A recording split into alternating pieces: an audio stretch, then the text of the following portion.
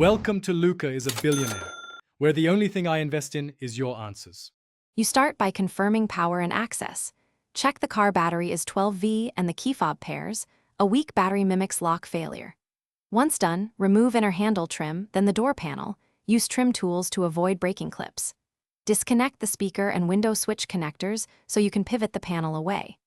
Make sure to keep screws organized and note Torque's T20 and 8mm locations, because correct tool choice prevents damage and speeds the repair.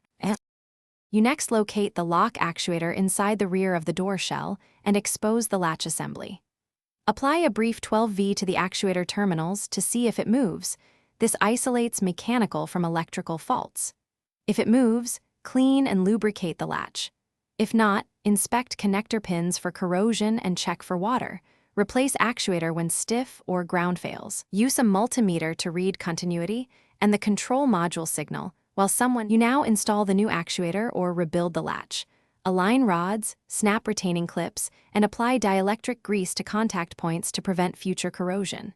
Reconnect the wiring harness and reseat the door panel, making sure all clips and screws are secured to factory torque.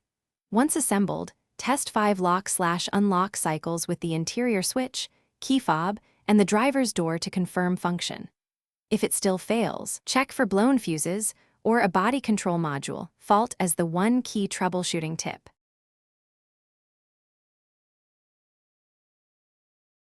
Thanks for watching and please subscribe. It's the best investment you'll ever make.